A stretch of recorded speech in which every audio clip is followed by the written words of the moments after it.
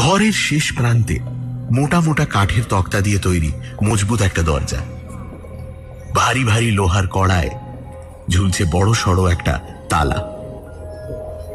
অতিকায় কুলুপটার ওপর আঁকা বিচিত্র সাংকেতিক হরফ, যার মাথামুন্ডু না বুঝতে পারলেও নিতান্ত অকারণেই গা শিরশির করে ওঠে শান্তনু।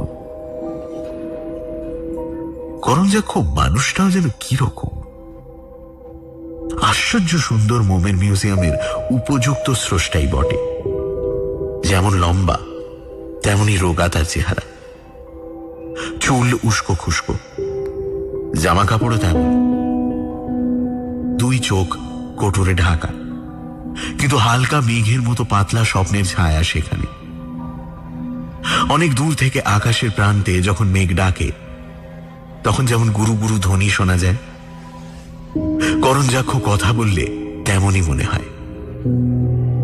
এমন অস্বাভাবিক গম্ভীর তার স্বর, তার দুই চোখের তন্ময়তা আর ভরাট স্বরের গভীরতা যে কোনো মানুষকে চুম্বকের মতো আকর্ষণ করে আনে তার কাছে। এমনই প্রখর তার ব্যক্তিত্ব। কিন্তু পর মুহূর্তেই মানুষটি বুঝতে পারে কোথায় যেন একটু পাগলাম ও দানা বেঁধে আছে করঞ্জাক্ষের মধ্যে।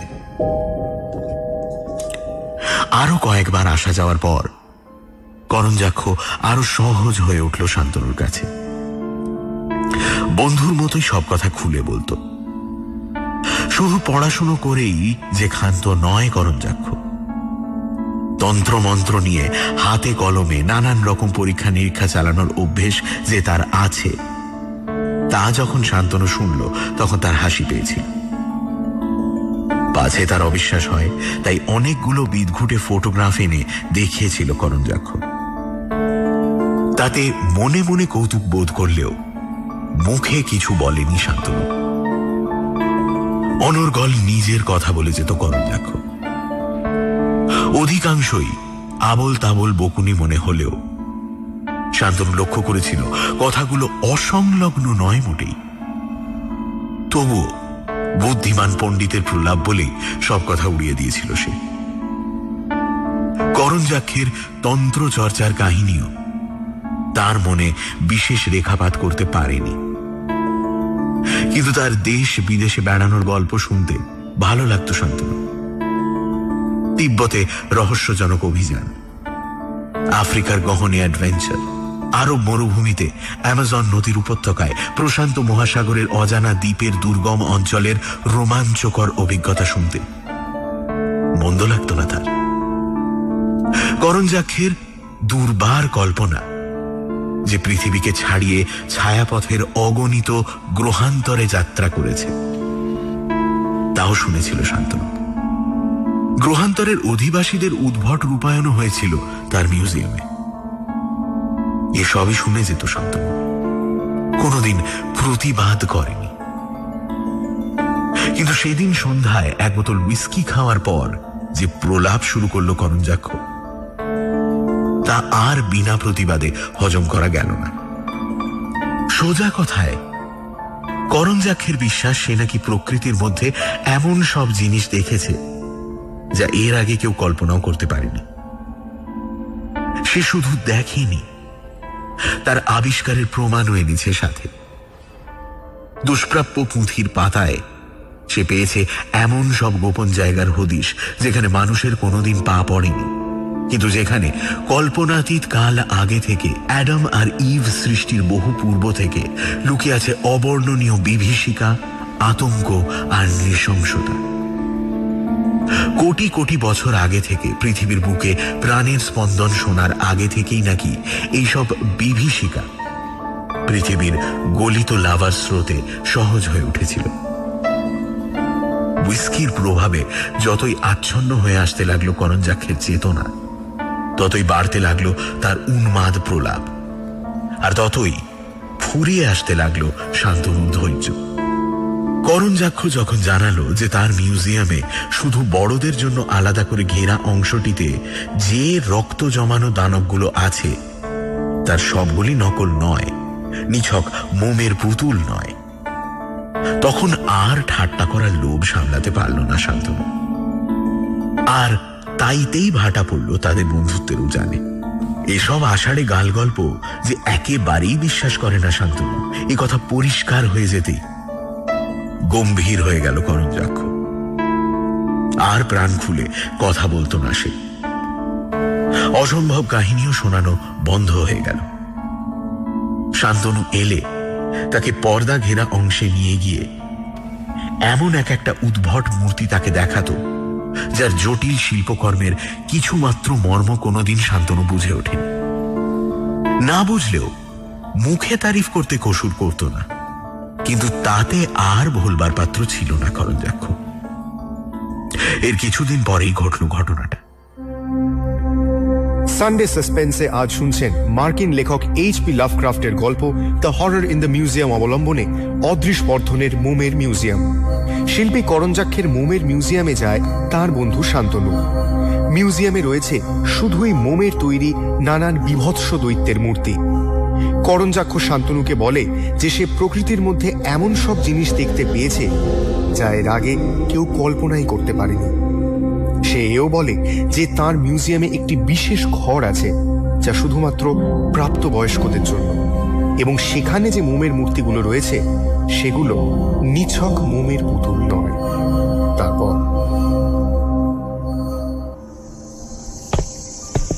মাঘের শেষ বিকেলের দিকে বেড়াতে বেড়াতে মিউজিয়ামের দিকে এসেছিল শান্তনু। ভাবলো একটু ঘুরেই যাই ভেতরটা। সারি সারি কিম্ভূত কিমাকার মূর্তিগুলোর মধ্যে দিয়ে আনমনে হাঁটতে হাঁটতে করঞ্জাক্ষের আশ্চর্য খেয়ালের কথাই ভাবছিল শান্তনু। এমন সময় একটা কুকুরের করুণ আর্ত চিৎকার ভেসে এলো তার কানে। শুধু মরণ যাতনায় নয়, যেন নিঃসীম আতঙ্কে জীবনদীপ নিভে যাওয়ার আগে শেষবারের মতো কোকিয়ে কেঁদে উঠছে কুকুরটা।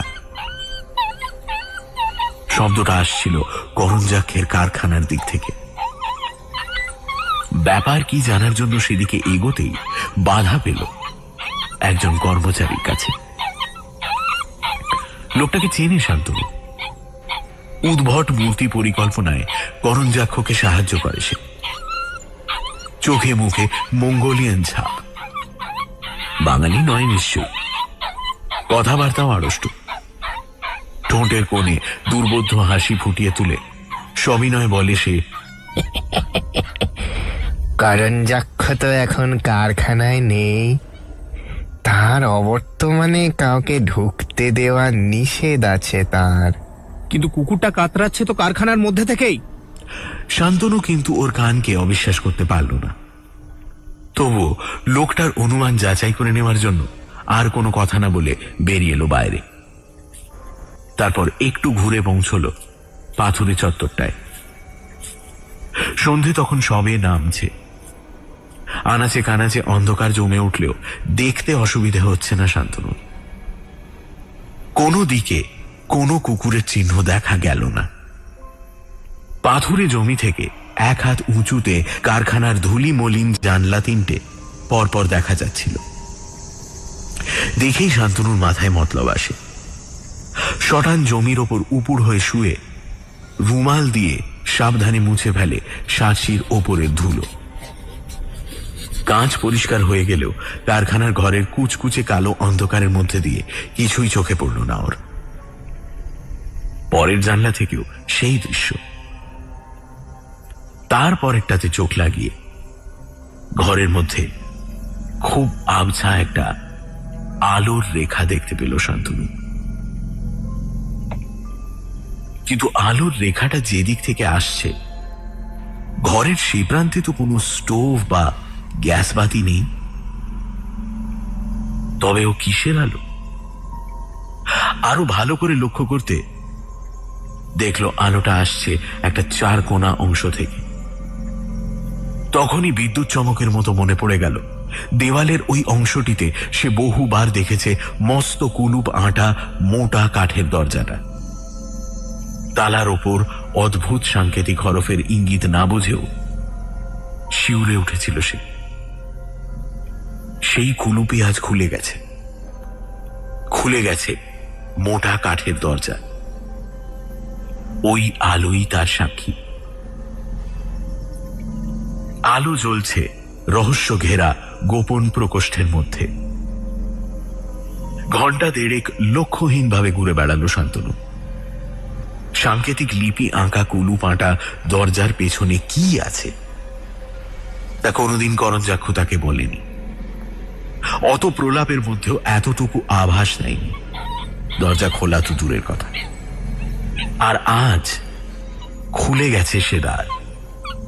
আলো জ্বলছে ভেতরে এবং কুকুরের বুক কাঁপানি কাতরানি ভেসে আসছে ভেতর থেকে।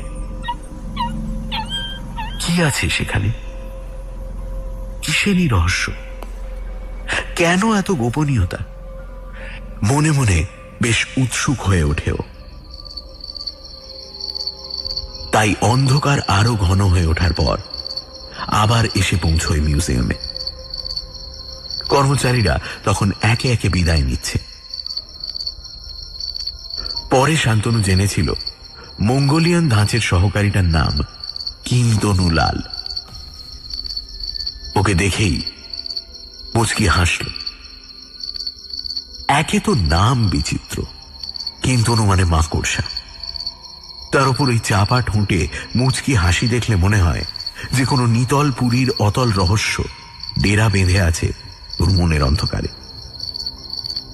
এবার আর বাধা দিল না কিন্তনু লাল। মিউজিয়াম পেরিয়ে কারখানার দরজায় ধাক্কা দিল শান্তনু। প্রথমে কোনো সাড়া শব্দ পাওয়া গেল না। দ্বিতীয় ধাক্কা দিতেই খুলে গেল দরজা। সামনে দাঁড়িয়েছিল করঞ্জাক্ষ। দুই চোখ উদ্ভ্রান্ত, যেন অকল্পনীয় ভয়াবহতা এইমাত্র দেখে এসেছে।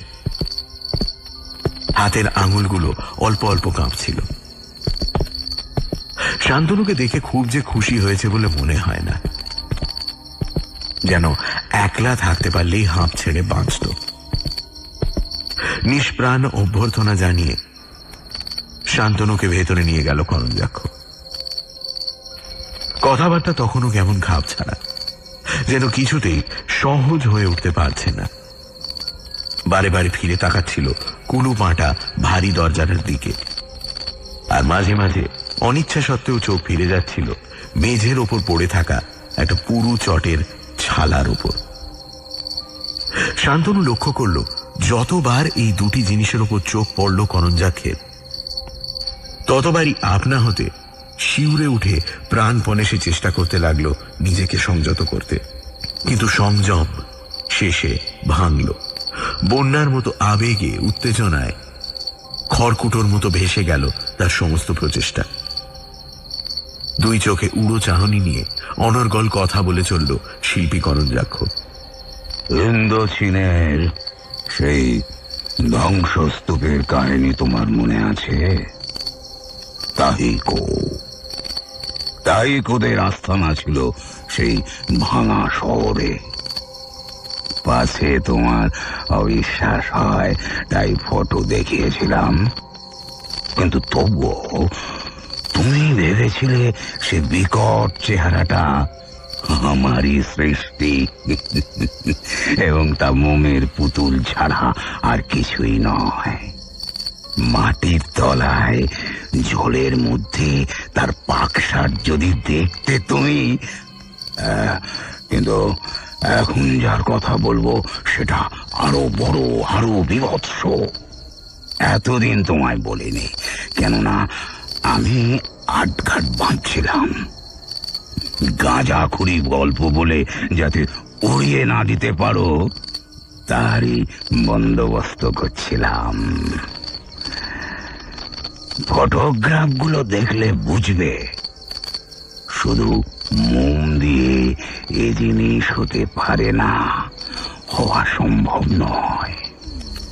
আবার তালা আঁটা দরজাটার দিকে অদ্ভুতভাবে তাকালো করঞ্জাক্ষ। কোন কেতাব থেকে পথের নিশানা পেয়েছিলাম তা তোমায় বলবো না। সাংকেতিক লিপিগুলোর জটিলতা একবার সরল হয়ে আসতে কিছুই আর বলতে বাকি রইল না আমার। উত্তর মেরুর ভেতরে লোমারদের দেশ পেরিয়ে যে দেশ, অনেক অনেক বছর আগে মানুষ বলে কোনো জীব পৃথিবীতে আসার আগে সেই বিজন দেশে আস্তানা ছিল যাদের, তাদেরই একজন। লোক চক্ষুর আড়ালে তাদের অস্তিত্ব হারিয়ে গেলেও আমি দমলাম না। শুরু হলো আমার অভিযান। প্রথমে আলাস্কা পৌঁছলাম, সেখান থেকে ফোর্ট মর্টন হয়ে নুটাক। ব্যর্থ হলো না এত কষ্ট। দেখলাম শরণাতীত কাল আগের ভাঙা শহর, প্রকাণ্ড সেই ধ্বংসস্তূপের সঙ্গে তুলনা হয় না কোনো কিছুর। 30 লক্ষ বছর পরে যা দেখলাম তাই যথেষ্ট। এর চাইতে বেশি কিছু আশা করা অন্যায়। এস্কিমোদের উপকথা যে একেবারে মিথ্যা নয়, এই ভগ্নস্তূপই তার প্রমাণ। নকশা মিলিয়ে সেখানে পথের নিশানা বার করা নিতান্ত অসম্ভব মনে হলো। লক্ষ লক্ষ বছরের সেসব স্তর ডিনামাইটের ঘায়ে রেণু রেণু করে, কখনো বা কোদাল গাঁইতি দিয়ে পথ করে নিয়ে কিভাবে এগিয়েছিলাম সে কাহিনী আর একদিন বলবো।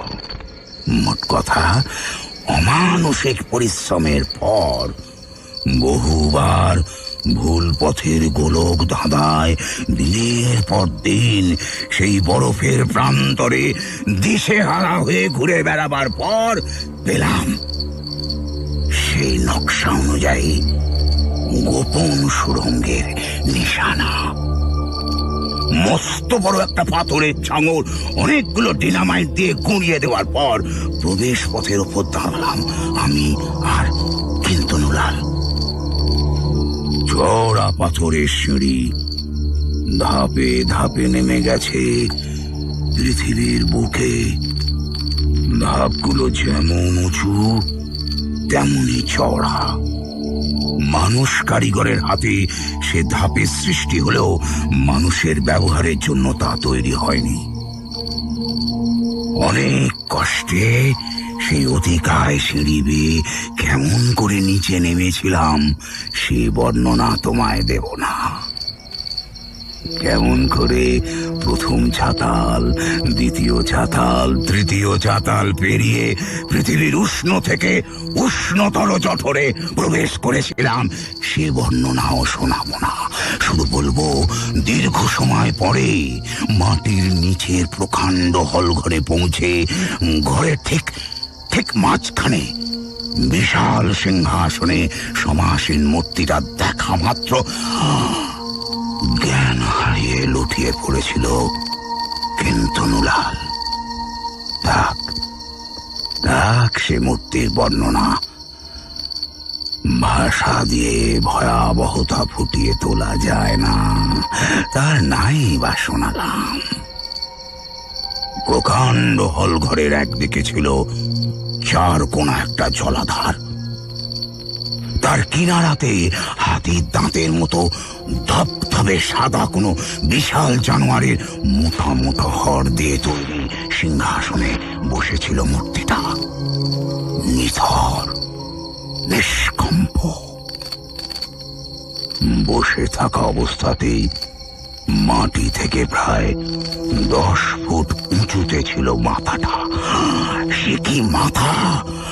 আমার দুরন্ত কল্পনাও সেদিন স্তম্ভিত হয়ে গেছিল বিধাতা সেই অসম্ভব সৃষ্টি দেখে। শিল্পীর কোনো রং, কোনো তুলি, কোনো ভাষা সে বীভৎসতাকে ফুটিয়ে তুলতে পারে না। এস্কিমোদের প্রায় লুপ্ত একটা উপজাতিদের কাছে শোনা উপকথায় আর পুরনো পুঁথি পড়ে জেনেছিলাম, ভিন গ্রহ থেকে শরণাতীত কাল আগে পৃথিবীর বুকে এসে পড়েছিল এই কটি দানব মূর্তি। যুগ যুগ ধরে মানুষ তাদের পূজা করে এসেছে, অসংখ্য জীবন বলি দিয়ে প্রাণের স্পন্দন জাগিয়েছে তাদের নিঃসার দেহে, উষ্ণ রুধির দিয়ে মিটিয়েছে ক্ষুধিত দেবতাদের রক্ত পিপাসা অসম্ভব। ভাবছো বুঝি আবার মাথা খারাপ হলো আমার? না বন্ধু, না, করঞ্জাক্ষ মিথ্যা বলে না। তারপর শোনো কিভাবে মশালের আলোয় মাটির তলার গহ্বর থেকে মূর্তিটাকে সিংহাসন সমেত তুলে এনে বিশাল বাক্সে পুরে স্বদেশে ফিরেছিলাম। সে কাহিনী এত বড়, এত বিচিত্র যে বলে তোমাকে বিরক্ত করব না। নতুন জীবন আহুতি দিয়ে লক্ষ লক্ষ বছর পরে সেই বিজন প্রান্তরে মূর্তিটার বুকে প্রাণের প্রদীপ জ্বালিয়ে দেওয়ার সাহস তখনো হয়নি। ভেবেছিলাম দেশে ফিরে একদিন জাগাবো ওই বিভীষিকাকে। কথা বন্ধ করে ড্রয়ার টেনে কতগুলো ফটোগ্রাফ বার করলো করঞ্জাক্ষ। প্রতিটি ছবি এনলার্জমেন্ট করা। একটা ছবি বেছে নিয়ে নিজের সামনে উল্টে রেখে বাকি ছবিগুলো শান্তনুর হাতে তুলে দিল সে। এক একটা ছবিতে এক এক রকম দৃশ্য। একটাতে রয়েছে বরফের বুকে অভিযানের দৃশ্য। স্লেজ গাড়ি টেনে নিয়ে চলেছে পুকুরের পাল। কাঁধে পিঠে বোঝা নিয়ে সার বেঁধে চলেছে এস্কিমো কুলিরা। কোনোটায় ফুটে উঠেছে বিরাট এক ধ্বংসস্তূপের আবছা রেখা। এত বড় বড় পাথরের চাই দিয়ে যে ইমারত গড়ে উঠেছিল একদিন, তা ছবি দেখেও বিশ্বাস করল না শান্তনু। বিরাট পাথরের চাঙড়, থামের ভাঙা টুকরো ছড়িয়ে আছে এদিক ওদিক। তুষার ঝড়ে অস্পষ্ট হয়ে উঠেছে ছবিগুলো। একটা ছবি ফ্ল্যাশ লাইটে তোলা। প্রকাণ্ড একটা হল ঘর, এত বড় যে ফ্ল্যাশের আলো অপর সীমা পর্যন্ত আর পৌঁছয়নি। যেটুকু এসেছে আলোকের সীমানায় সেটুকু দেখলেই তাক লেগে যায়। পাথরের দেওয়ালে অজস্র কারুকার্য, বেশিরভাগই সাংকেতিক হরফ, লিপি আর চিহ্ন। পাথরের বিরাট বিরাট চাই দিয়ে তৈরি দেওয়ালে আর অদ্ভুত গঠন সিলিং এর সেসব দানবিক সাংকেতিক ছবির কোনো প্রতিলিপি শান্তনু কোনো গ্রন্থে দেখেছে বলে মনে করতে পারল না। কিছু দূরে একটা বড় সিংহাসন, এত বড় যে এক নজরেই বোঝা যায় কোনো মানুষের বসার জন্য তা তৈরি হয়নি। ফ্ল্যাশের আলোয় ঝকঝক করছে তার সাদা হাড়ের কারুকাজ। সিংহাসনের ঠিক মাঝখানে একটা বিচিত্র সাংকেতিক চিহ্ন দেখে নিজের অজান্তেই শিউরে উঠল শান্তনু। এই চিহ্নই দেখেছে সে কাঠের দরজার কুলুপের ওপর, কিন্তু বোঝে না কেন চিহ্নটা দেখা মাত্র শিউরে ওঠেও। এ কি নিছক মনোবিকার না অলৌকিক প্রভাব? ছবিগুলো দেখে কিন্তু নিজের মনেই হেসে নিল শান্তনু। করঞ্জাক্ষ দড়িবাজ হতে পারে, কিন্তু এত সহজে তার চোখে ধুলো দেওয়া সম্ভব নয়। সামান্য অর্থ, উদ্যম আর সময় খরচ করলেই এসব ছবি করঞ্জাক্ষের মতো শিল্পীর পক্ষে তোলা কিছু অসম্ভব নয়। দেওয়ালে কারুকাজ করা ঘরের মাঝে অতিকায় সিংহাসনটা তো যে কোনো প্রথম শ্রেণীর স্টেজের সেটে খাড়া করা যায়। মুখে কিছু না বলে ছবিগুলো শান্তনু ফিরিয়ে দেয় করঞ্জাক্ষকে। উন্মাদকে চটিয়ে লাভ কি? ভ্রুক্ষেপ না করে বলে চলে করঞ্জাক্ষ, এর আগেও অনেকবার অনেক অভিযানে গেছি, অনেক অনেক অনেক জিনিস এনেছি সাথে, কিন্তু সেই প্রথম এমন একটা জিনিস আনলাম যার নিষ্প্রাণ দেহে খুশি মতো জাগিয়ে তোলা যায় প্রাণের ডমরুধ্বনি। লোকের সামনে জিনিস আমি হাজির করিনি, কেননা অনেকগুলো দরকারি কাজ করা হয়নি তখনও। তন্ত্রপ্রধান গৌড় দেশে তোমার জন্ম। তুমি তো জানোই আগম নিগম ইত্যাদি শাস্ত্র মতে তন্ত্রধারকের নিষ্ঠার উদ্যমে জড় পদার্থের মধ্যে প্রাণের সঞ্চার করা যায়। এজন্য চাই বলি, চাই তাজা রক্তের আহুতি। খরপুর ভরা উষ্ণ শনিতের অর্ঘ্য নিবেদন করে আমার এই বিভীষিকাকে জাগিয়ে তুলতে চেয়েছিলাম। অবশ্য যে ধরনের বলি পেয়ে পুরাকালে তার তৃপ্তি ঘটেছে তার এ জগতে বিচরণ করে না। তবুও রক্তের একটা নিজস্ব মূল্য আছে। রক্ত মানেই জীবন, জীবনের শত সহস্র উচ্ছ্বাস, ক্রন্দন, হর্ষ, উল্লাস, জটিলতা, সরলতা নিবিড় হয়ে মিশে আছে তাজা রক্তের প্রতিটি কোষে কোষে। এই সুনিত অর্ঘ্য দিয়েই ভাঙতে হবে লক্ষ বছরের সুপ্তিকে। উপজাতিদের উপদেবতা সে, জীবনের উপচার না পেলে কেন সে সজীব করে তুলবে তার রক্তহীন করা ভয়াল রূপকে? ধীরে ধীরে উত্তেজিত হয়ে উঠছিল করঞ্জাক্ষ, আর তালে তালে উন্মাদ উল্লাসে পাল্টে যাচ্ছিল মুখচ্ছবি। তার দুই চোখের খ্যাপা চাহনি দেখে শঙ্কিত হয়ে ওঠে শান্তনু। একটু নার্ভাস যে হয়নি তা নয়, দেখে নিষ্ঠুর আনন্দে আরো উদ্দাম হয়ে ওঠে করঞ্জাক্ষের বর্ণন ভঙ্গি। গত বছর পেয়েছিলাম জিনিসটা, তারপর থেকে একটা দিনও বিরাম দিইনি।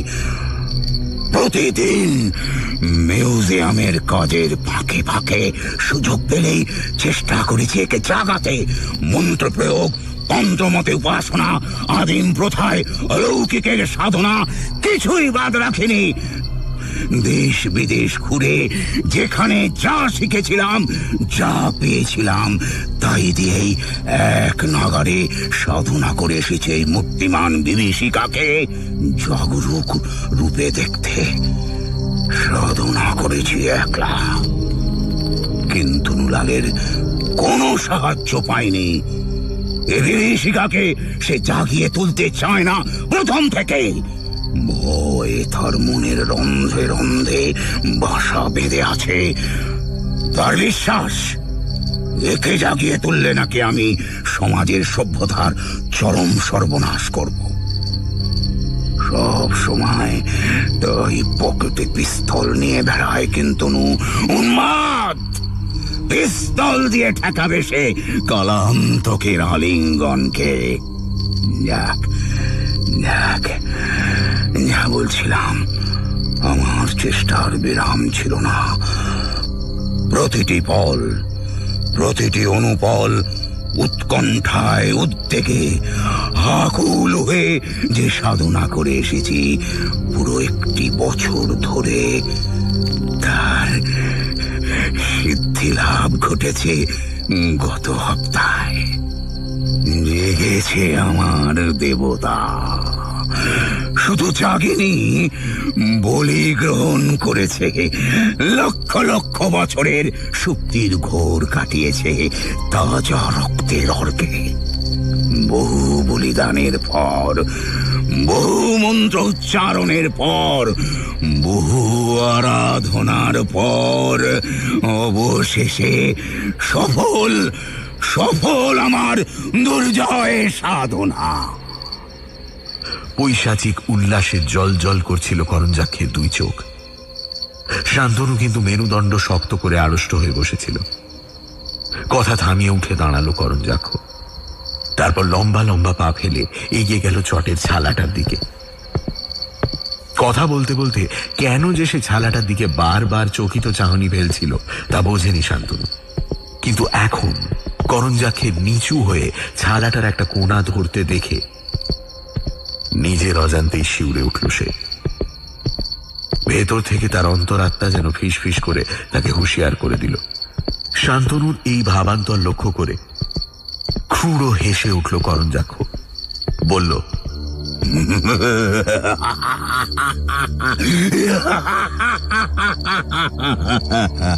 আমার কথা তোমার কাছে প্রলাপ ছাড়া আর কিছুই মনে হয়নি।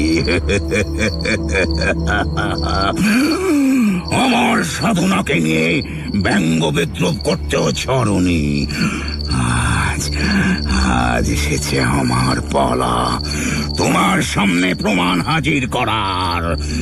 কিন্তু নুলালের কাছে শুনলাম বিকেলের দিকে এদিকে কোথায় কুকুরের মরণ চিৎকার শুনেছ তুমি? জানো তার মনে কি? শান্তনু শুধু বড় বড় চোখে তাকিয়ে রইল। কৌতূহল তার মিটুক আর না মিটুক, এই মুহূর্তে এই পাতাল ঘর ছেড়ে বেরিয়ে পড়তে পারলেই বেঁচে যেত সে। ভয়ে ঘৃণায় চেঁচিয়ে উঠল ভাঙা গলায়, ইউ স্কাউন্ড্রেল, সেডিস্ট! তোমার এই নৃশংস কীর্তি আমাকে দেখাতে তোমার এতটুকু লজ্জা হলো না? তার মানে? চটটা চাপা দিয়ে ঘুরে দাঁড়ালো করঞ্জাক্ষ। দুই চোখে তার বিচ্ছুরিত বিদ্বেষ। বলতে চাও যে কাজ আমার, এ রূপান্তর কি মানুষের হাতে সম্ভব?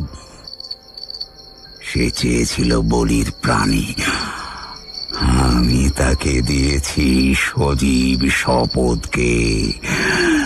সে তাকে গ্রহণ করেছে নিজের পন্থায়।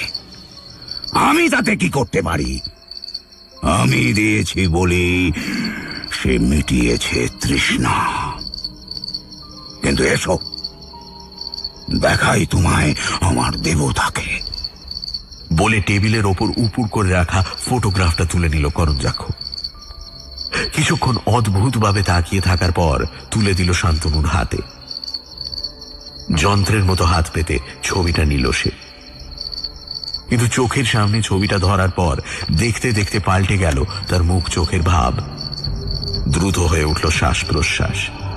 ধীর ধীর করে কেঁপে উঠল অজানা ভয়ের ছায়া তার চোখের তারায় তারায়। এও কি সম্ভব?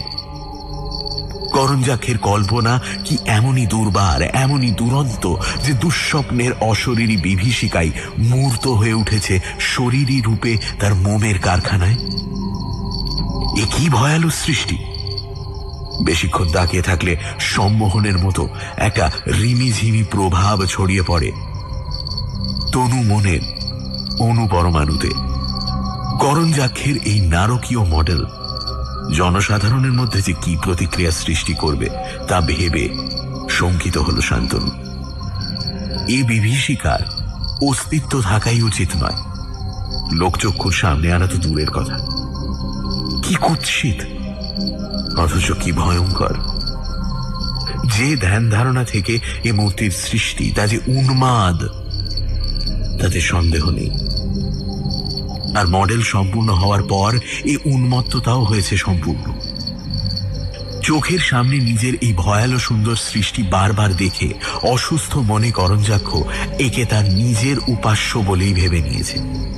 তাই অসংখ্য বলিদান দিয়ে দেবতার তৃষ্ণা মেটানোর নাম করে মিটিয়েছে নিজের বিকৃত মনেরই রক্তাক্ত লালসা।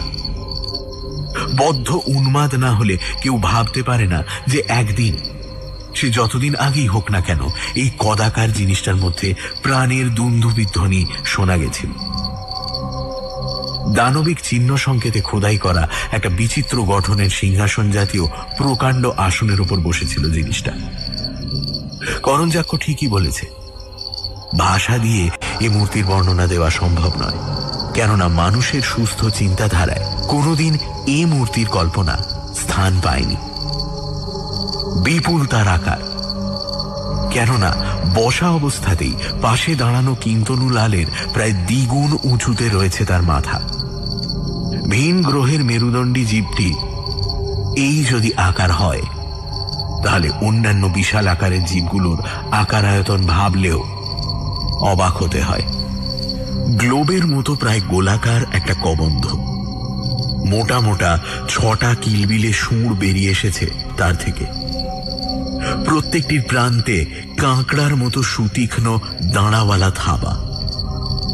কবন্ধের ওপরে আর একটা বর্তুলাকার অংশ বুদবুদের মতো ঠেলে উঠছে।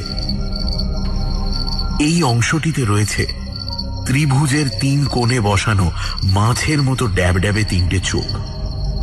3টে চোখের ঠিক মাঝখানে হাতির শুঁড়ের মতো 1 ফুট লম্বা একটা প্রত্যঙ্গ, আর পাশের দিকে মাছের কানকোর মতো খাঁজ কাটা। এই সব দেখেই শান্তনু বুঝল বুদবুদের মতো জিনিসটা একটা মাথা। দেহের বেশিরভাগ অংশ পুরু লোমে ঢাকা।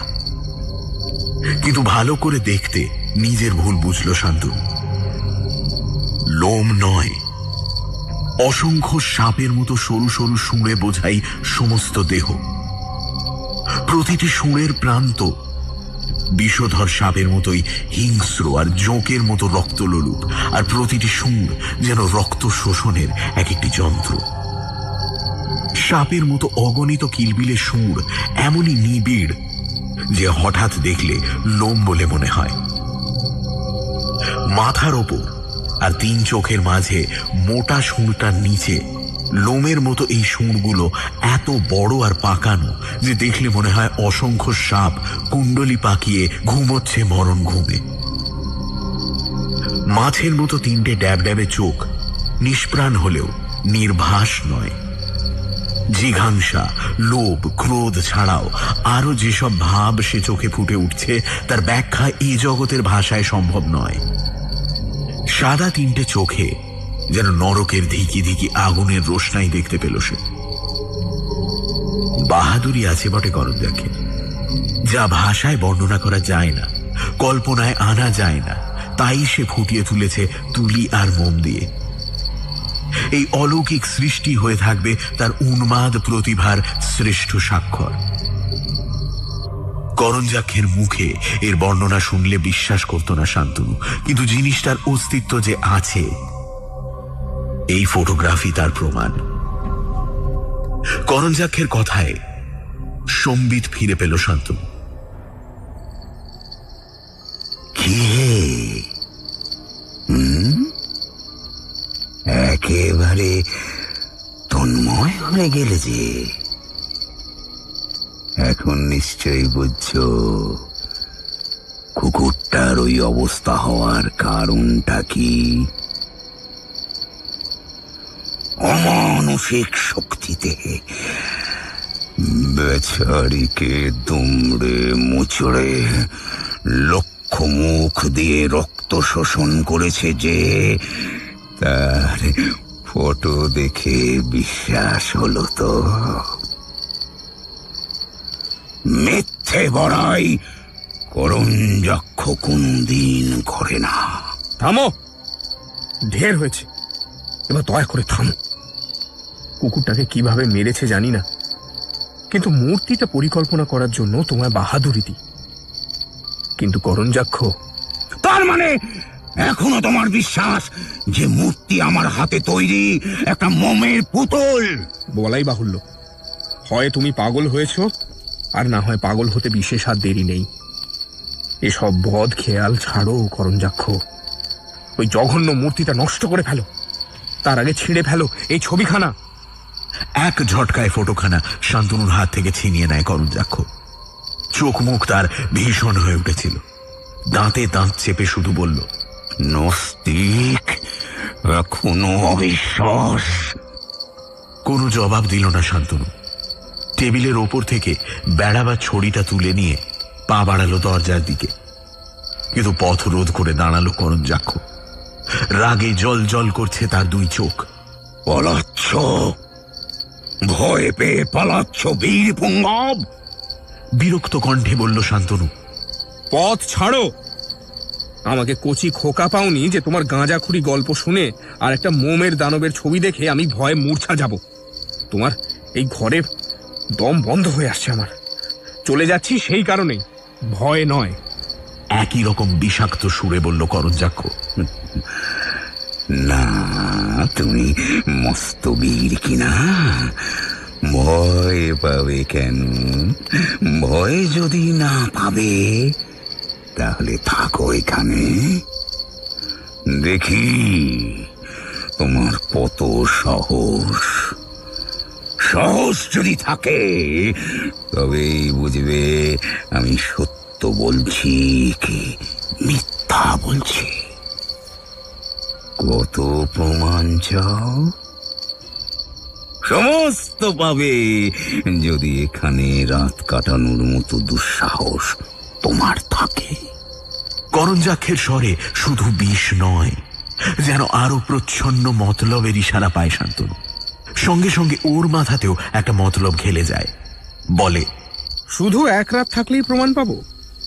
বেশ, রাজি আছি, কিন্তু আমার একটা শর্ত আছে। কি শর্ত? সারা রাত এ ঘরে যদি থাকতে পারি, তাহলে প্রথমেই তুমি ওই দানবটাকে নষ্ট করে ফেলবে। তারপর মিউজিয়ামের ভার কিন্তনু লালের হাতে দিয়ে 3 মাসের জন্য যাবে হাওয়া পরিবর্তনে। তুমি রাজি? অপলক তাকিয়েছিল করঞ্জাক্ষ। শুধু তাকিয়েছিল না, ভাবছিল।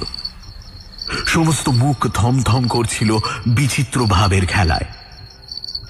সে মুখে রাগের কালো মেঘের পাশাপাশি খেলা করছিল চাপা উল্লাসের নিঠুর আলো। রাজি। অবশেষে বলল করঞ্জাক্ষ, এই ঘরেই থাকবে তুমি। ভেতরের ঘরে ওই ভয়ঙ্কর মূর্তিটার সামনে পাঠিয়ে তোমার আর হার্ট ফেল করাবো না। সকালবেলায় কিন্তনু লাল আসার আগে আমি এসে তালা খুলবো বাইরের দরজার। এখন নাও, এখন যাও, খেয়ে এসো। রাত ঠিক 11টার সময় আমি হাজির হব। কারখানা ছেড়ে বেরোনোর আগে ভারী ছালাটা টেনে এনে অভ্যস্ত ক্ষিপ্রতার সঙ্গে একটা ম্যানহোলের মধ্যে ফেলে ঢাকনা বন্ধ করে দিল করঞ্জাক্ষ। রাতের খাওয়া সেরে রাত্রিবাসের উপযুক্ত কয়েকটা টুকিটাকি সরঞ্জাম নিল শান্তনু। বাড়িতে বলে এলো বন্ধুর বাড়িতে রাত পর্যন্ত তাস খেলবে, কাল ভোরে ফিরবে বাড়ি। রাস্তার মোড়ে ল্যাম্পপোস্টের নিচে দাঁড়িয়েছিল করঞ্জাক্ষ। শান্তনু আসতে দুজনে এগোলো কারখানার ঘরের দিকে। কথাবার্তা বিশেষ কিছু হলো না। সবকটা আলো নেবানো অন্ধকার মিউজিয়াম ঘরে শান্তনুকে রেখে সিঁড়ি বেয়ে উঠে গেল করঞ্জাক্ষ। বাইরের দরজা বন্ধ হওয়ার শব্দ হল, ভেসে এলো তালা লাগানোর আওয়াজ। তারপর করঞ্জাক্ষর পায়ের শব্দ মিলিয়ে গেল রাস্তায়। সেই কুচকুচে কালো অন্ধকারে একলা দাঁড়িয়ে সেই প্রথম শান্তনু উপলব্ধি করল ঝোঁকের মাথায় কাজটা বোধহয় ঠিক হলো না। ইংরেজিতে প্রেমনিশন বলে একটা কথা আছে। দুরাগত বিপদের পূর্বাভাস বা সংকেত অজান্তেই মনের ওপর আস্তে আস্তে চেপে বসে মাকড়সার মতো। শান্তনুরও তাই হলো। মিশমিশে অন্ধকারে চারপাশের অগুন্তি দত্তিদানোর মাঝে কিছুক্ষণ কাটাবার পরেই মনে হলো কাজটা বুদ্ধিমানের মতো হলো না। তার উদ্দেশ্য অবশ্যই মহৎ। করঞ্জাক্ষকে সে মানুষ হিসেবে ভালোবাসে, তার প্রতিভাকে শ্রদ্ধা করে, আর প্রতিভা মাত্রেই খাম খেয়ালের লক্ষ্যহীন পথে ঘুরে বেড়াতে ভালোবাসে। কিন্তু করঞ্জাক্ষের খাম খেয়াল যে উন্মত্ততায় পরিণত হতে চলেছে, এ সময় তাকে দূরে টেনে নিয়ে যাওয়াই তো প্রকৃত বন্ধুর কাজ। কিন্তু অসহ্যই মিউজিয়ামের নিস্তব্ধতা, এরকম শ্বাসরোধী নৈশব্দ আর কাজল কালো আঁধারে থাকার দুর্ভাগ্য এর আগে শান্তনুর হয়নি। তাই বোঝেনি কি নিদারুণ সে অভিজ্ঞতা। তার উপর আশেপাশের ওই বিদঘুটে বিকট করাল মূর্তিগুলো। যতবার টর্চ ফেলেছে আনমনে, ততবারই চমকে উঠে চোখ বন্ধ করতে হয়েছে, আর না হয় আলো সরিয়ে নিতে হয়েছে। দিনের আলোয় যেসব ভীষণ জন্তুর মূর্তি দেখে সে কৌতুক পেয়েছিল, রাতের অন্ধকারে সেগুলি জীবন্ত হয়ে উঠে নিঃশব্দে ক্রূর হেসে অভ্যর্থনা জানালো তাকে। সবই মনের বিকার, মনে মনেই বলে শান্তনু। তবুও মন থেকে চিন্তাগুলো তাড়াতে পারে না। ড্রাগন, হায়নামুখ দানব কিংবা ছিন্নমস্তার উপস্থিতি তাকে যতটা না অস্বস্তি দিল, তার চেয়েও অসহ্য লাগলো কোণের পর্দা দিয়ে ঘেরা কেবলমাত্র প্রাপ্ত বয়স্কদের জন্য অংশটা। পর্দার আড়ালে যেসব অসম্ভব দুঃস্বপ্ন আছে, তা দেখে দিনের আলোতেই ভিড়মি খেয়েছে কতজন। সুতরাং এ সময় তাদের না দেখাই উচিত মনে করে সেদিকে আর টর্চের আলোই ফেলল না শান্তনু। ঘড়িতে দেখল রাত 1টা, এখনো 5 ঘন্টা। ঘড়ি দেখতে গিয়ে টর্চের আলো ওপাশের গিলোটিনে পড়েছে। কাঁচা রক্তমাখা ধারালো ব্লেডটা আস্তে আস্তে নেমে আসছে না। মনের বিকার ঠিকই, কিন্তু তবুও ভয় পেয়েছে শান্তনু। গা ঝমঝম করে ওঠে ওর। আর তারপরেই ক্লিক করে একটা শব্দ ভেসে এলো নিস্তব্ধ ঘরের মধ্যে দিয়ে। কারখানা ঘরের দরজায় চাবি ঘোরার শব্দ। অসম্ভব। টর্চের বোতাম টিপে ধরল শান্তনু। এক ঝলকে দুধের মতো সাদা আলো লাফিয়ে উঠে পড়ল কাঠের মজবুত পাল্লা দুটোর ওপরে। কিন্তু না, ঠিকই তো আছে, কোথাও কোনো পরিবর্তন নেই। তারই মনের ভুল। নিভে গেল আলো। পর মুহূর্তে জাগলো আর একটা নতুন শব্দ, খুব আস্তে আস্তে। পাল্লা দুটো যেন কবজার উপর ঘুরে যাচ্ছে। ভারী দরজা, কবজায় তেল নেই, কাজেই আস্তে আস্তে ঘুরলেও শব্দ ঢাকা গেল না।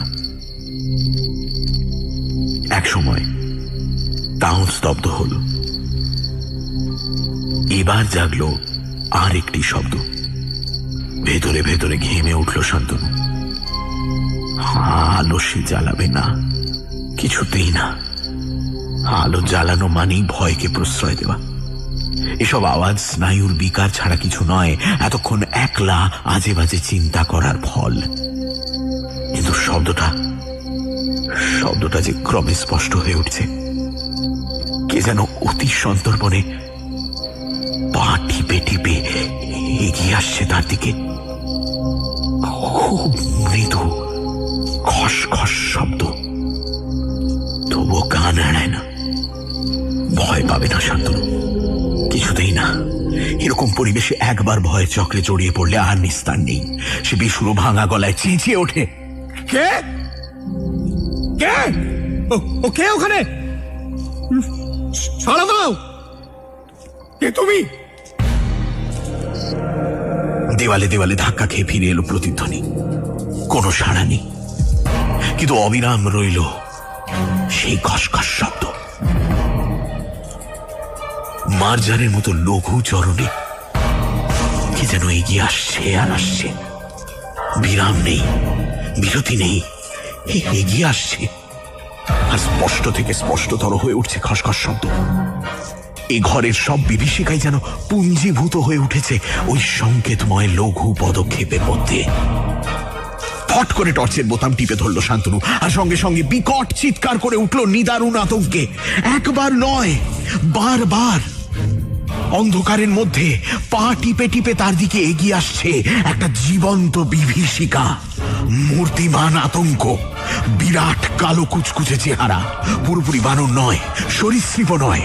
আগুন রাঙা দুই চোখ সমেত মস্ত মাথাটা মাতালের মতো দুলছে এপাশে ওপাশে। কাঁকড়ার মতো ছুচলো দাঁড়াওয়ালা 4-4টে থাবা সামনের দিকে প্রসারিত। ঝুঁকে পড়া দেহটা থেকে যেন জিঘাংসা আর নৃশংসতা ঠিকরে ঠিকরে বেরোচ্ছে। আর্তচিৎকারের পর চিৎকারের শেষে আলোটা নিভে যাবার ঠিক আগেই লাফিয়ে উঠল মূর্তিটা। পলকের মধ্যে মাটিতে পড়ে চেপে ধরল শান্তনুকে। কোন রকম ধস্তাধস্তি হল না, কেননা অজ্ঞান হয়ে গেছিল শান্তনু। বেশিক্ষণ আচ্ছন্ন অবস্থা রইল না তার। নামহীন দানবটা তাকে মেঝের ওপর দিয়ে হিড় হিড় করে টেনে নিয়ে যাবার সময় একটু একটু করে জ্ঞান ফিরে আসছিল। আচ্ছন্নের ঘোর পুরোপুরি কেটে গেল দানবটার চিৎকার শুনে। গলাটা মানুষের এবং খুব চেনা। পৃথিবীতে শুধু একজন মানুষের কণ্ঠেই এমন মেঘ ডাকার শব্দ।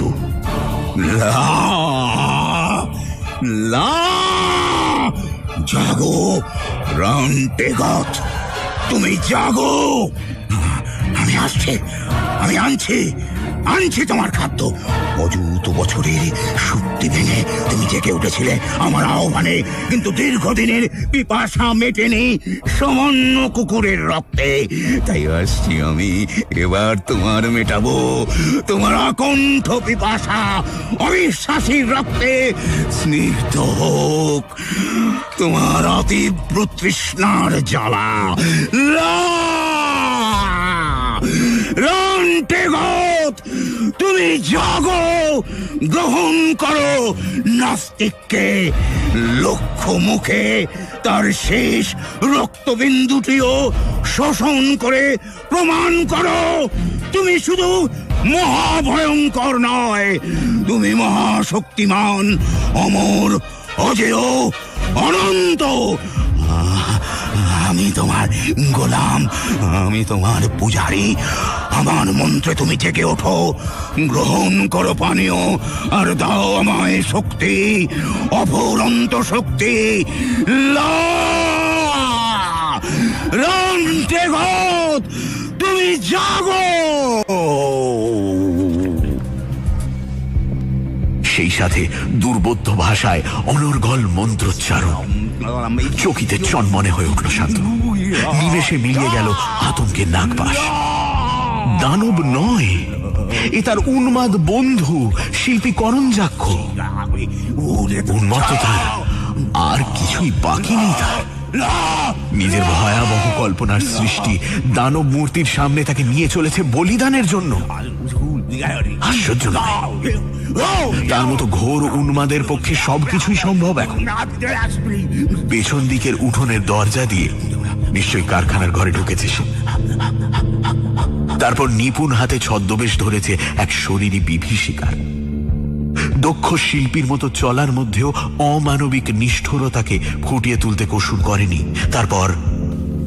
তারপর দরজা খুলে ঢুকেছে মিউজিয়ামে। ফাঁদে পড়া ভয়ে আদমরা বন্ধুকে বিকৃত খেয়ালের হাঁড়ি কাঠে বলি দিতে।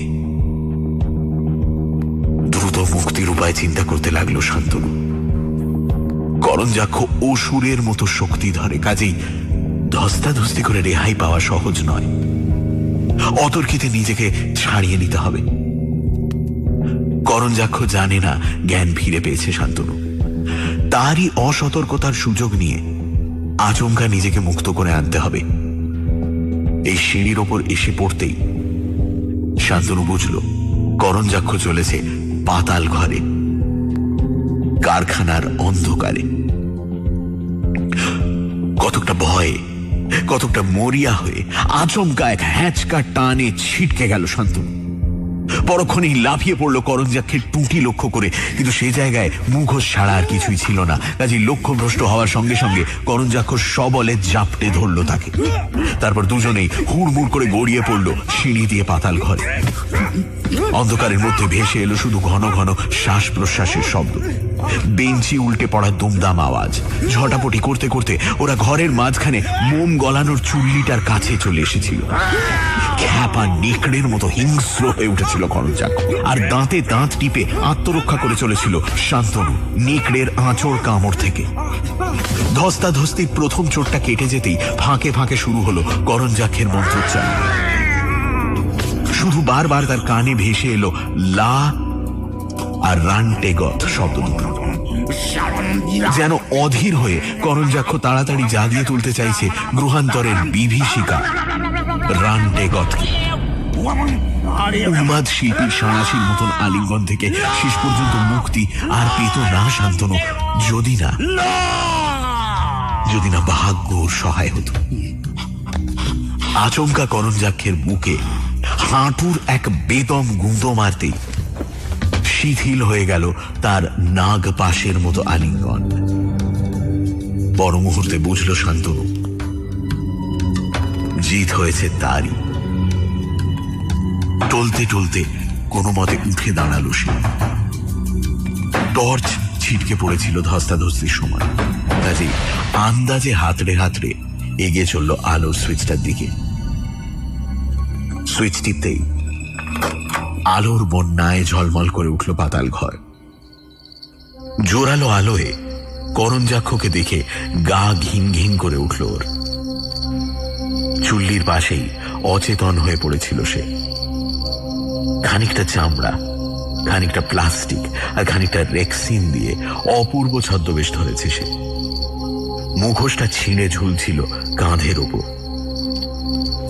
বাঁদিকের গাল বরাবর প্রায় 1 বিঘত লম্বা একটা দগদগে কাটা থেকে তখনও রক্ত ঝরছিল চুইয়ে চুইয়ে। শান্তনুর প্রথম কাজই হলো খানিকটা দড়ি জোগাড় করে শক্ত করে করঞ্জাক্ষকে বেঁধে ফেলা। খুনের নেশায় পাগল শিল্পীর একবার জ্ঞান ফিরে এলে আর রক্ষে নেই।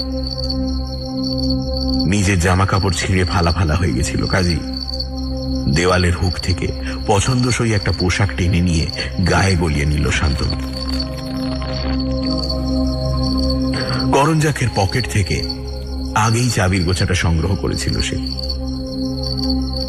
প্রথমেই এই পাতালপুরি থেকে বেরোনো দরকার। খোলা হাওয়ায় ফুসফুসকে একটু বিশ্রাম দেওয়ার পর ভাবা যাবে তার পরের প্রোগ্রাম। উঠোনের দিকের দরজার সামনে পৌঁছে দেখল দরজায় স্প্রিং এর লক লাগানো। ভেতর থেকে আপনা হতেই খুলে যায়, চাবির দরকার হয় না। পাল্লা খুলে একটা পা বাইরে রেখেছে এমন সময় জ্ঞান ফিরে পেয়ে আবার অশ্রাব্য ভাষায় গালিগালাজ শুরু করলো করঞ্জাক্ষ। মূর্খ মূর্খ, জাটাথের জলভূমির কুকুরের চেয়ে অদম।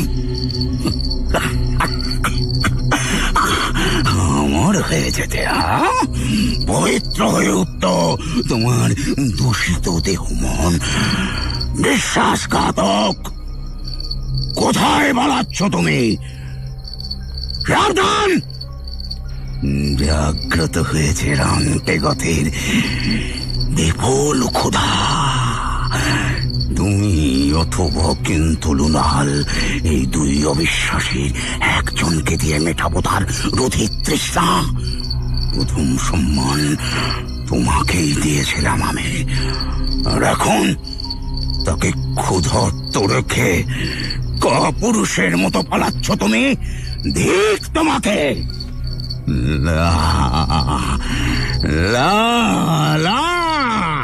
জানো জানো কিভাবে অমর করে রাখতাম তোমায়? চুলিটা দেখছ? আগুন জ্বালাবার আয়োজন সম্পূর্ণ।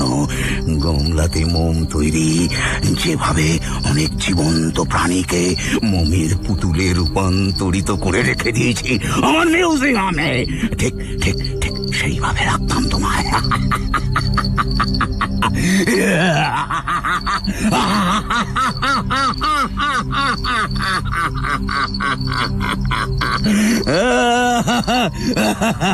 বড় যে ব্যঙ্গ করতে। আমার সব মূর্তি নাকি নিছক মোমের পুতুল ছাড়া আর কিছু না। তোমাকেও ওই রকম একটা পুতুল বানিয়ে রেখে দিতাম। চুল্লিতে শুধু আগুন জ্বালাতে বাকি ছিল। আগুন জ্বালার পর মোম গলিয়ে যখন টলটলে হয়ে উঠতো আর তোমার চেহারা ওই কুকুরটার মতো চেপটে থেঁতলে ঝাঁঝরা হয়ে উঠতো, তখন তখন রেখে দিতাম তোমায় অমর করে মোম দিয়ে। আমাকে বড় দরের শিল্পী বলতে তুমি। আর শুধু বলা নয়, উপলব্ধি করত তোমার প্রাণহীন দেহ প্রতিটি রোমকূপ দিয়ে মোম, গলা মোম জোরে জোরে পড়ত প্রতিটি রোমকূপে, দেহের প্রতিটি ইঞ্চিতে। লা লা লা। তারপর সারা দুনিয়া তোমার চেহারাটার দিকে তাকিয়ে অবাক হয়ে ভাবত, কি আশ্চর্য ভয়ঙ্কর কল্পনার অধিকারী শিল্পী করঞ্জাক্ষ।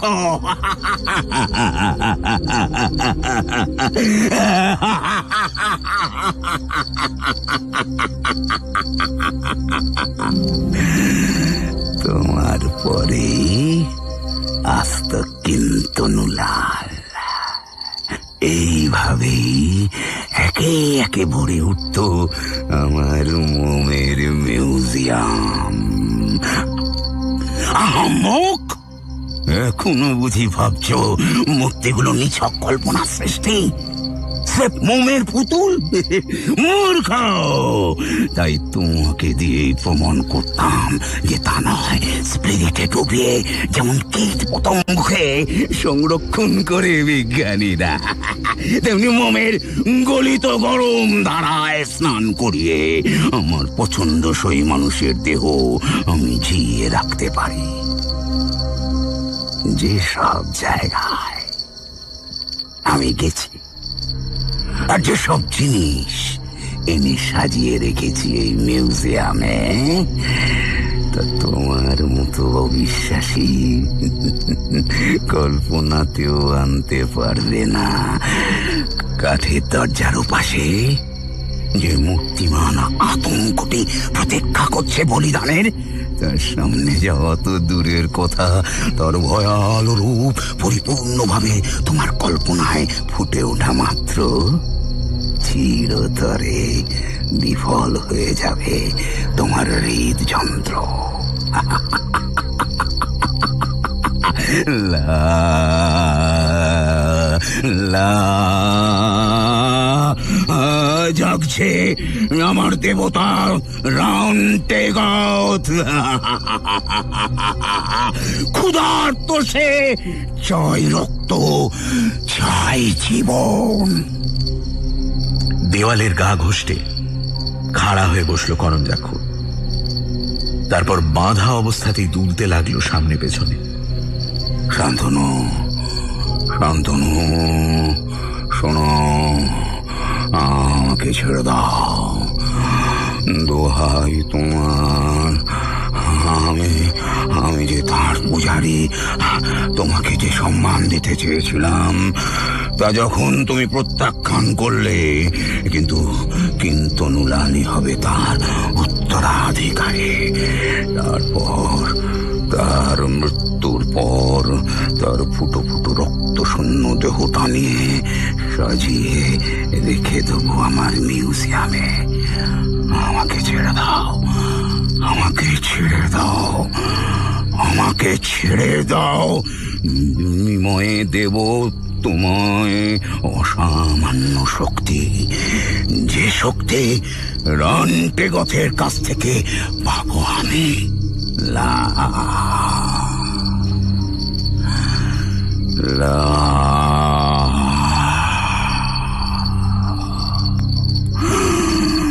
ছেড়ে দাও, ছেড়ে দাও আমায়, খুলে দাও আমার বাঁধন। ক্ষুধায় ছটফট করছে আমার দেবতা। এই ক্ষুধা অতৃপ্ত থেকে গেলে আর সে ফিরে আসবে না, আর কোনোদিন সাড়া দেবে না আমার ডাকে। লা লা, ছেড়ে দাও, ছেড়ে দাও, ছেড়ে দাও শান্তনু, ছেড়ে দাও।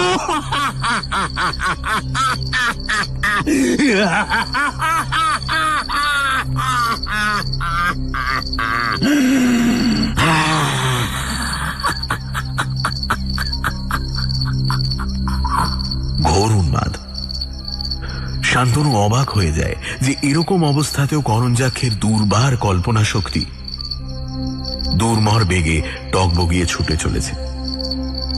কুলু পাঁটা পুরু দরজাটার দিকে বড় বড় চোখে উদ্ভ্রান্তের মতো তাকাচ্ছিল করঞ্জাক্ষ, আর সমানে মাথা ঠুকছিল ইটের দেওয়ালে। নিষ্ফল আক্রোশে দড়ি বাঁধা জোড়া পা ঠুকছিল মেঝের ওপর। মাথা ফাটিয়ে শেষকালে রক্তারক্তি কাণ্ড না করে ফেলে, তাই তাড়াতাড়ি শান্তনু এগিয়ে গেল তাকে শক্ত করে কোনো খুঁটির সঙ্গে বাঁধার জন্য।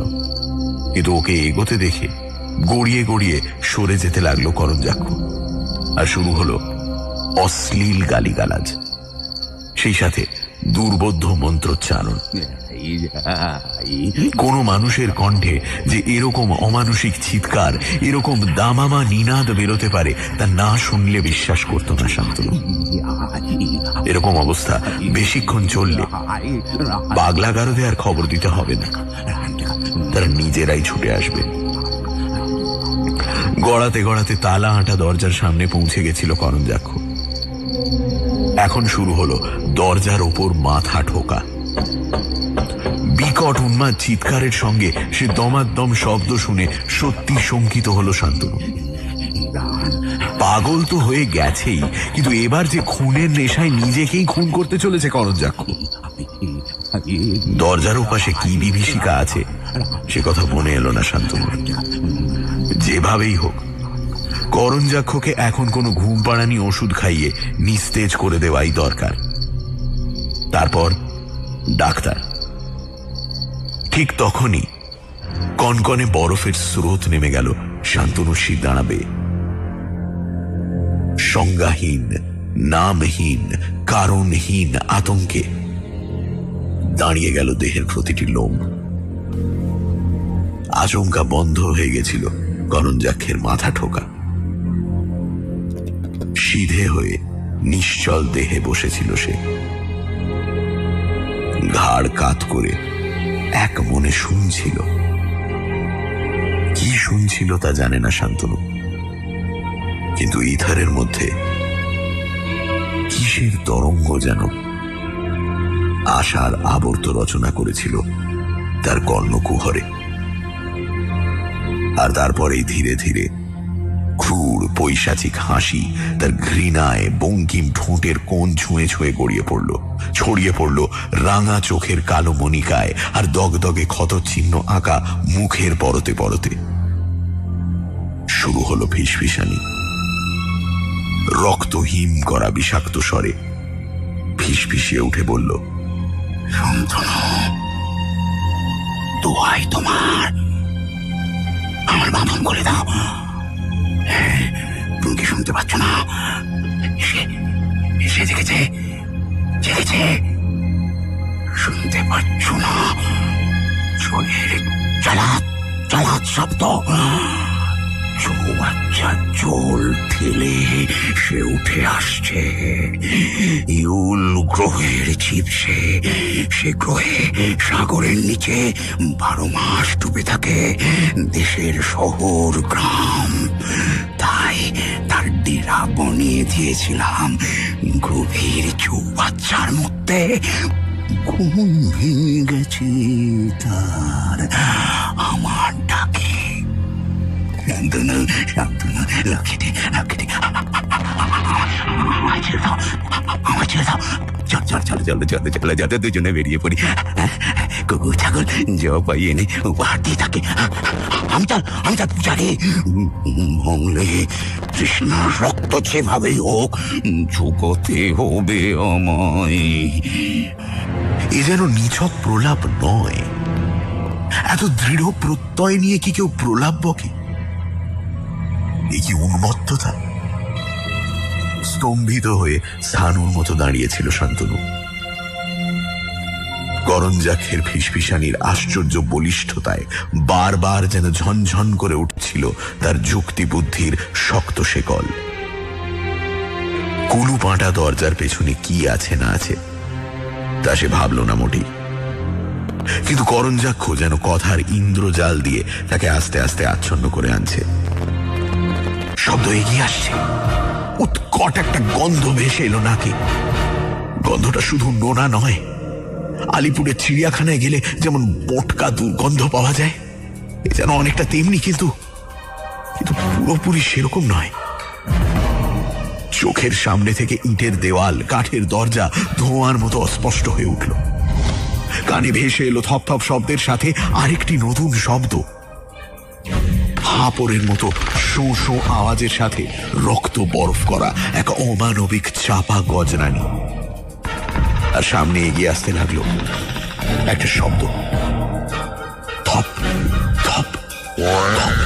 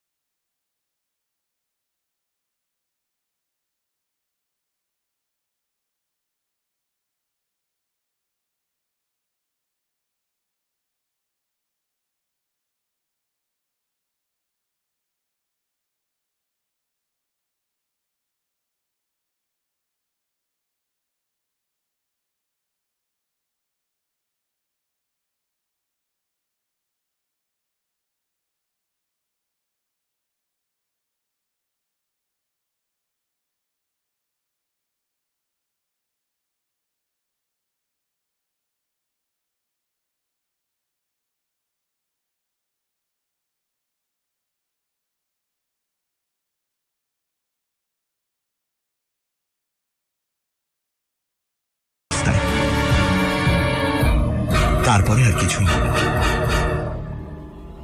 কিভাবে বাড়ি ফিরেছিল সে রাত্রে, হেঁটে না দৌড়ে না গাড়িতে, তার কোনো স্মৃতি সে উপহার দিতে পারেনি মনোবিকারের চিকিৎসককে। ডাক্তার এসে কিন্তু মিউজিয়ামের বেখাপ্পা পোশাকই দেখেছিল তার পরনে।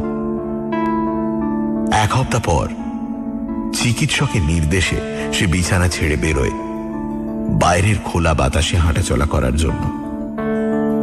ডাক্তারের কাছে কিন্তু সব কথা খুলে বলেনি শান্তনু। মিউজিয়ামের ওই ভয়ঙ্কর পরিবেশে ঘুমের ঘোরে সবটাই একটা দুঃস্বপ্ন কিনা সে বিষয়ে সন্দেহ ছিল তার নিজেরই। পরের দিন সকালেই খবরের কাগজ তন্ন তন্ন করে পড়েছিল সে, কিন্তু বৃথা। মোমের মিউজিয়ামের বিভীষিকার ছিটে ফোটা খবরও বেরোয়নি কোনো কাগজে। তাইতেই সন্দেহ তার বেড়েছে, বই কমেনি। পৃথিবীর মরুত বোম পেরিয়ে গ্রহান্তরের এ বিভীষিকার কল্পনা শুধু করঞ্জাক্ষের উর্বর মস্তিষ্কেই এসেছিল। তারই সৃষ্টি শিল্পকর্মের ছবি দেখেই হয়তো সমস্ত ঘটনাটা মনে মনে সাজিয়ে নিয়েছিল সে। আর মিশমিশে অন্ধকারে ভয়াবহ মূর্তিগুলোর মধ্যে বসে বারবার ওই কল্পনাকে প্রশ্রয় দেওয়ার ফলেই মনের আকাশে ফুটে উঠেছিল চলচ্চিত্রের ছবির মতো ঘটনা প্রবাহ। এও একরকম মনোবিকার। করঞ্জাক্ষের সম্মোহনী সান্নিধ্য বর্জনই এর একমাত্র উপযুক্ত চিকিৎসা। তবু দিন 15 উন্মুখ হওয়ার সাহস হয়নি শান্তনু। শরীর আর মন বেশ সুস্থ হয়ে উঠতে একদিন সে গুটি গুটি বেরিয়ে পড়ল মিউজিয়ামের দিকে। এসেছিল দিনের বেলায়, যখন দোকান পসারিতে লোকজন আর পথে ঘাটে যানবাহনের ভিড়। ওই ঘটনার পর থেকে সন্ধে নামলেই গা ছমছম করতে শুরু করতো ওর। ফটকে ওকে দেখি লম্বা সেলাম ঠুকলো করঞ্জাক্ষের ভোজপুরি দারোয়ান। মিউজিয়ামের ভেতরে ঢুকতে কর্মচারীরা ওকে দেখে নমস্কার করে কুশল জিজ্ঞেস করলো। দুরু দুরু বুকে শান্তনু ভাবল করঞ্জাক্ষের সঙ্গে কারখানায় দেখা করাটা কি উচিত হবে। এমন সময় হাসি মুখে এগিয়ে এলো কিন্তনুলাল। নমস্কার, ভালো আছেন তো? করঞ্জাক্ষ বাবুর সঙ্গে যাবার আগে দেখা হয়েছে আপনার? হয়নি? আশ্চর্য। হঠাৎ জরুরি কাজে বোম্বাই চলে গেছেন তিনি। কবে ফিরবেন কোনো ঠিক নেই। আমার ওপরেই সব দেখাশোনার ভার পড়েছে। বাধ্য হয়ে অর্ডারগুলো সাপ্লাই করতে হচ্ছে আমায়। উত্তরে বিড়বিড় করে কতগুলো অসংলগ্ন প্রশ্ন করলো শান্তনু। শুনে মুচকি হাসলো কিন্তনুলাল। বলল, 28 তারিখে তো? সেদিন অনেক রাত পর্যন্ত কাজ চলেছিল কারখানায়। করঞ্জাক্ষ বাবুকে তো চেনেন। হঠাৎ উদ্ভট খেয়াল হলো একটা বিদঘুটে মূর্তি করবে। যেমন বলা তেমনি কাজ। কাজ পেলে তো নাওয়া খাওয়া ভুলে যান। কাজও তো কম ঝামেলার নয়। অনেক রাসায়নিক কাণ্ড কারখানা করার পর তবে একটা মূর্তি দাঁড়ায়। আওয়াজ টাওয়াজও হয় খুব। তাই নাকি সে রাত্রে বাইরের রাস্তায় কয়েকজন নানা রকম আওয়াজ শুনেছে কারখানার মধ্যে। কয়েকবার পিস্তল ছোঁড়ার শব্দ শোনা গেছে। মজা দেখুন, মজা দেখুন। আমি তো পরের দিন সকালে এসে জিনিসপত্র ছত্রাকার দেখলাম। কুছোতে কম ঝামেলা হয়েছে। সেই দিনই হঠাৎ খবর পেয়ে রওনা হলেন উনি। মূর্তিটা আমরা কোনো রকমে সেরে ফেললাম, কিন্তু বিপদ হলো মিউজিয়ামে রাখা নিয়ে। যদিও বড়দের অংশে রেখেছি, তবুও প্রথম দিনেই একজন ভদ্র মহিলা মূর্তির সামনে অজ্ঞান হলেন। দ্বিতীয় দিনে একজন মৃগী রোগীর এমন খিঁচুনি শুরু হলো যে শেষ পর্যন্ত অ্যাম্বুলেন্স ডাকতে হলো আমাদের। তৃতীয় দিনে পুলিশ এসে হানা দিলে। দেখে শুনে তারা হুকুম দিলে এরকম বিভৎস জিনিস নাকি পাবলিকের সামনে রাখতে দেওয়া হবে না। কি অন্যায় বলুন তো? এটা অন্যায় নয়? আট ফরাট শেখ, সেখানেও মাতব্বরি। করঞ্জাক্ষ বাবু ফিরে এলেই কোর্টের শরণাপন্ন হব। শান্তনু শুধু হাঁ করে শুনছিল, কথা বলার শক্তি ছিল না। একবার ভাবলো না আর না, এবার পালানো যাক। কিন্তু কিন্তনু লাল তাকে এমন সমাদর করে নিয়ে চলেছে নতুন মূর্তিটা দেখানোর জন্য যে এখন যাওয়ার প্রশ্নই ওঠে না। বাহাদুরি আছে বটে করঞ্জাক্ষ বাবুর। কোন উপকথায় পড়েছেন যে 30 লক্ষ বছর আগে মেরু প্রদেশে বরফের রাজ্যে ডেরা বিঁধেছিল ভিন গ্রহের কয়েকটি অতিকায় দানব। তাই থেকে এই কল্পনা সৃষ্টি। মূর্তিটার নাম কি দিয়েছি জানেন? রানটেগত আর আত্মনিবেদন।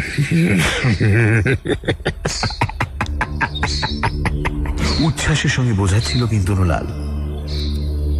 থরথর করে কেঁপে উঠল শান্তনু, কিন্তু সেদিকে ভ্রুক্ষেপ নেই কিন্তনু লালের।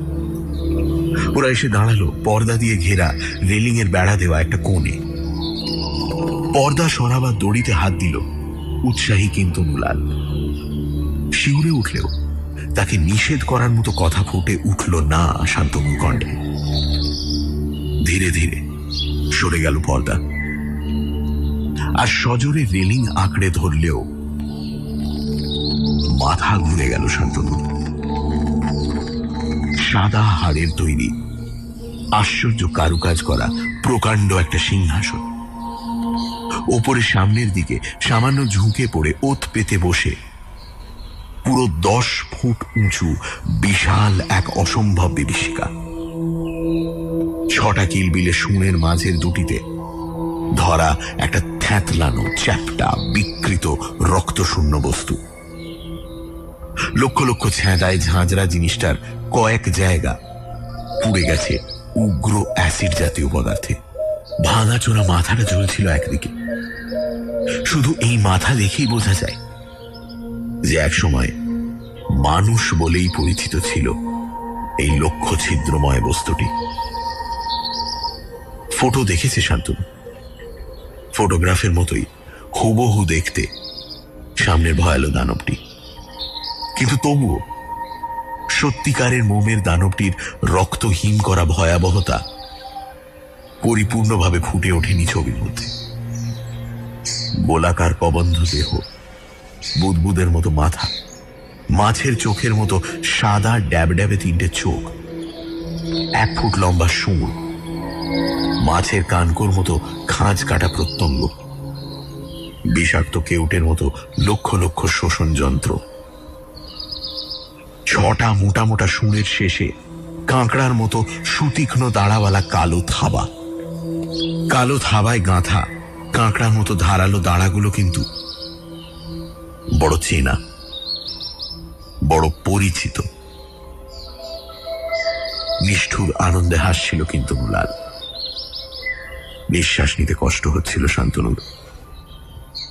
ভ্যাল ভ্যাল করে তাকিয়েছিল সে সামনের কদাকার কিন্তু ভয়ঙ্কর দানব মূর্তিটার দিকে। কি ভীষণ কল্পনা, আর কি নিখুঁত রূপায়ণ। দিবানিশি এরই চিন্তায় বিকারে ভুগেছে করঞ্জাক্ষ। সে নিজেও রেহাই পায়নি। আর এখন আসল মূর্তিটার সামনে সে সম্মোহিতের মতো রইল দাঁড়িয়ে। ঝিমঝিম করতে লাগলো সর্ব অঙ্গ, অথচ চোখ ফেরাতে পারল না সে। সরে যাওয়া তো দূরের কথা। উন্মাদ শিল্পী করঞ্জাক্ষের মতে নাকি এই বিভীষিকা কৃত্রিম নয়, কল্পনা নয়। মানুষটার ভাঙাচোরা মোমের মাথাটা তুলছিল অল্প অল্প। অপলকে সেদিকে তাকিয়ে রইল শান্তনু। মাথাটা থেঁতলে গেলেও মুখটা চেনা যায় অনেকটা করঞ্জাক্ষের মুখের মতোই। সেই একই রকম পাগলাটে চাহনি ঠেলে বেরিয়ে আসছে 2 চোখ থেকে। কিন্তু তাতে শিউরে ওঠার কি আছে? অহংভাবে আচ্ছন্ন দক্ষ শিল্পী করঞ্জাক্ষের পক্ষে নিজের হুবহু প্রতিমূর্তি তৈরি করা এমন কিছুই কঠিন নয়। এও এক ধরনের আত্মপ্রসাদ। তা তো নয়। শান্তনু শুধু দেখেই শিউরে উঠছে না, তার অবচেতন দৃষ্টি এমন কিছু দেখছে, এমন কিছু খুঁজে পেয়েছে ওই বিকৃত মুখের মধ্যে, যে অবদমিত আতঙ্কে শিউরে উঠলেও বুঝতে পারছে না কেন। অসীম নৈপুণ্যে অত্যন্ত নিখুঁত ভাবে গড়ে উঠেছে ভাঙাচোরা মাথা। হতভাগ্য কুকুরটার গায়ে হাজার হাজার ছিদ্রের অনুকরণে অগন্তি ক্ষত ফুটিয়ে তোলা হয়েছে মুখে।